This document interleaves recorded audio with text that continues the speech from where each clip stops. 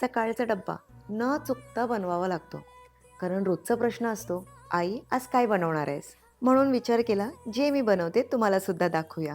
सकाळचा डब्बा सीरीजमधली आपली ही पहिली रेसिपी. श्रियाची आवडती आलू भेंडी.